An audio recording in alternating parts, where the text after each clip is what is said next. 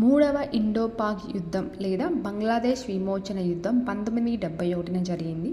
దీని యొక్క నేపథ్యం చూసుకుంటే, ఈ యుద్ధానికి కాశ్మీర్తో సంబంధం లేదు. దీని మూలాలు తూర్పు పాకిస్తాన్, ప్రస్తుతం బంగ్లాదేశ్లో ఉన్నాయి.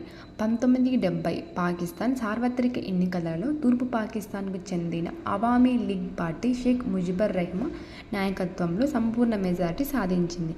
అయితే పశ్చిమ పాకిస్తాన్ ఆధిపత్యంలోని సైనిక ప్రభుత్వం అధికారాన్ని అప్పగించడానికి నిరాకరించింది. ఇది తూర్పు పాకిస్తాన్లో తీవ్రమైన నిరసనలకు, స్వాతంత్ర ఉద్యమానికి దారితీసింది.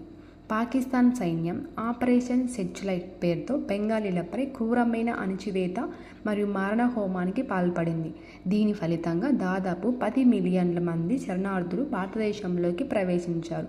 శరణార్థుల సంక్షోభం మరియు మానవ హక్కుల ఉల్లంఘనల కారణంగా భారతదేశం తూర్పు పాకిస్తాన్లోని ముక్తి బాహినీకి మద్దతు ఇచ్చింది. 1971 డిసెంబర్ 3న పాకిస్తాన్ భారత వైమానిక స్థావరాలపై ఆకస్మిక దాడి చేయడంతో భారత్ అధికారికంగా యుద్ధం ప్రకటించింది.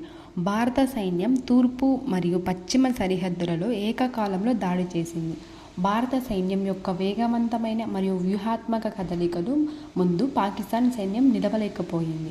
కేవలం 13 రోజులలో 1971 డిసెంబర్ 16న ఢాకాలో పాకిస్తాన్ సైన్యానికి చెందిన 93,000 మంది సైనికులు భారత సైన్యం ముందు బేషరతుగా లొంగిపోయారు. ఇది రెండవ ప్రపంచ యుద్ధం తర్వాత అతిపెద్ద సైనిక లొంగుబాటు. ఈ యుద్ధం ఫలితంగా తూర్పు పాకిస్తాన్ బంగ్లాదేశ్ అనే కొత్త స్వతంత్ర దేశంగా అవతరించింది. 1972లో భారత ప్రధాని ఇందిరాగాంధీ మరియు పాకిస్తాన్ అధ్యక్షుడు జుల్ఫికర్ అలీ భుట్టో సిమ్లా ఒప్పందంపై సంతకాలు చేశారు.